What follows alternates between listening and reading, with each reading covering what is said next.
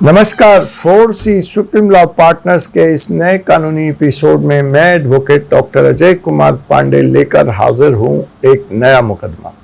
जी हां, यह मुकदमा नए वकील बनने वालों के लिए है। जनाब, अब वकील बनना आसान नहीं रहा। आप बीकॉम हैं, आप आर्ट्स से हैं, आर्ट्स बैकग्राउंड से, साइंस की आपको जानकारी नहीं है और साइंस से आपको परहेज है, टेक्नोलॉजी से परहेज है, तो आपके वकील बनने के सपने पर बार काउंसिल ऑफ इंडिया प्रश्न चिन्ह लगा रही है। इसी के बारे में आज हम बात करेंगे अपने एपिसोड में। नए वकीलों के लिए नई मुसीबत खड़ी कर रही है bar council of India. Bar council of India ने जो बार बार सवाल उठ रहा है कि नए वकील बनने वाले लोग हैं, उनकी क्वालिटी ठीक नहीं है, उनको किस तरह से पढ़ाया जा रहा है, उनका परफॉर्मेंस ठीक नहीं है, और इस बारे में जो लंबी चौड़ी कवायद की गई कि लीगल एजुकेशन के स्टैंडर्ड को कैसे और उन्नत किया जाए, बेहतर किया जाए, कैसे कॉलेज या स्कूल से जो छात्र निकल रहे हैं लॉ की डिग्री लेकर, वह महज कागजधारी डिग्री ना हो, लेकिन उनके साथ साथ उनमें ज्ञान हो, सामर्थ्य हो, स्किल हो।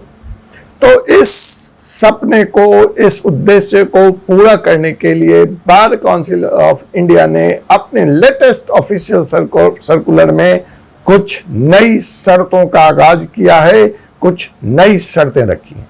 तो वो शर्तें क्या है?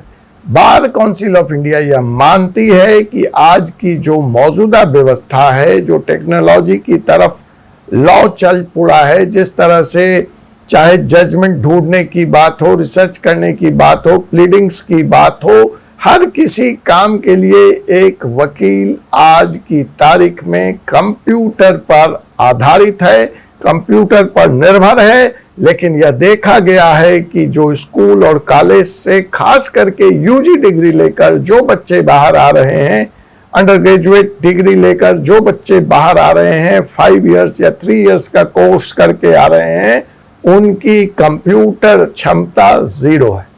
तो बार काउंसिल कह रहा है कि अब ऐसे 0 कंप्यूटर स्किल्स वाले बच्चों को हम वकील नहीं बनाएंगे, नहीं बनने देंगे।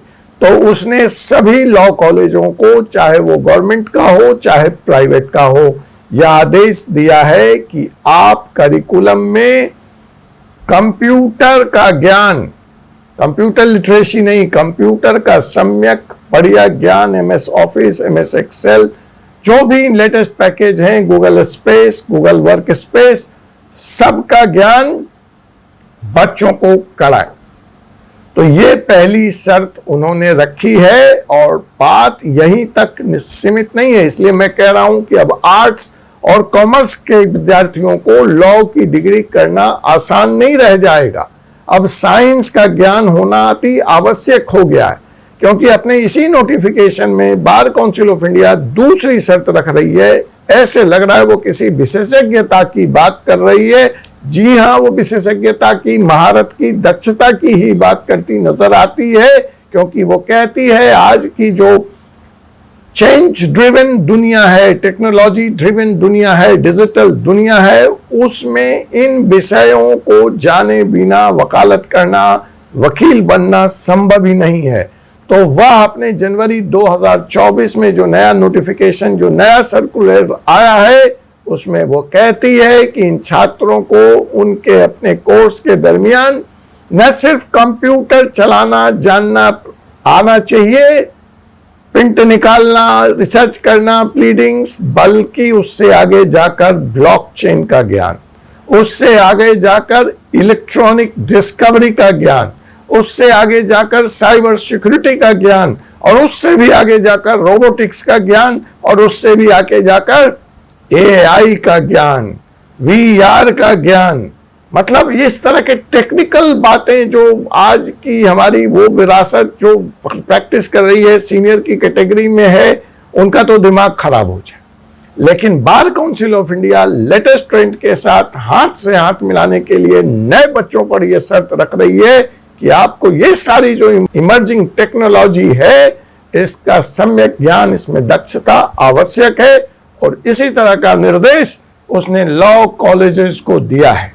यहाँ पे जो दूसरी बात उठ रही है या जो कही जा रही है कि अगर बच्चों को ये दक्षता, ये ज्ञान, ये एक्सपीरियंस, ये टीचिंग देना है तो जो मौजूदा फैकल्टी है उसके भी अपग्रेडिंग की व्यवस्था हो, उनको पहले इन विषयों में पारंगत किया जाए, दक्ष किया जाए, ताकि वो बच्चों को ये सब्जेक्ट्स पढ़ा सकें।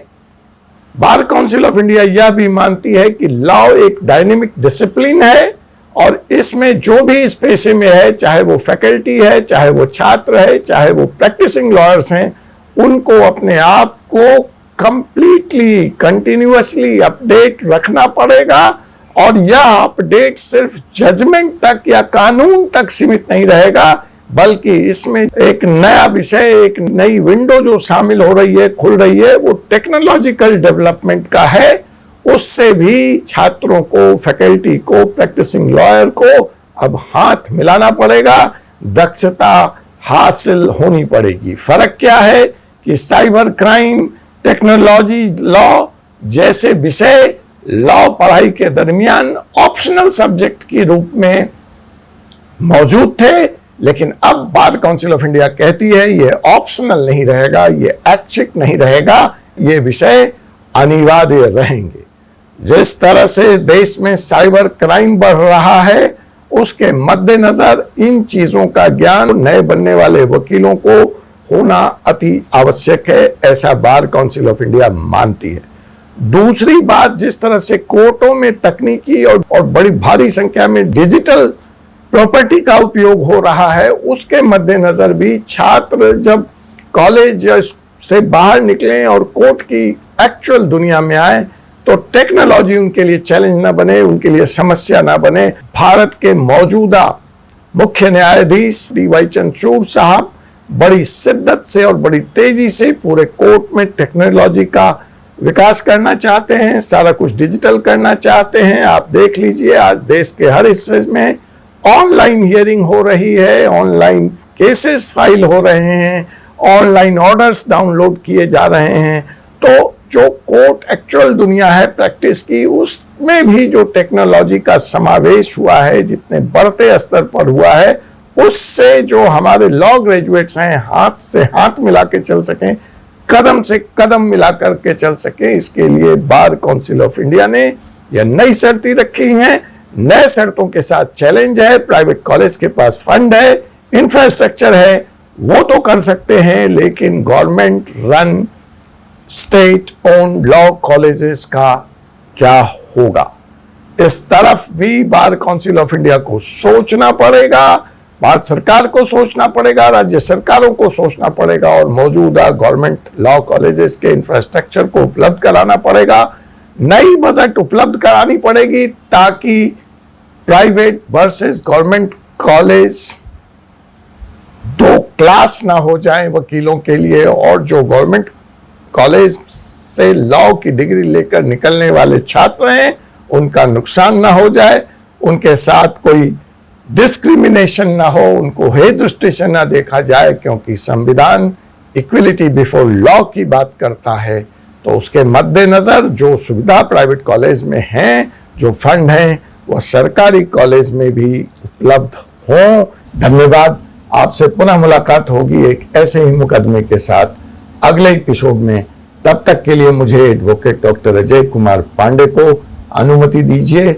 जय हिंद, जय भारत।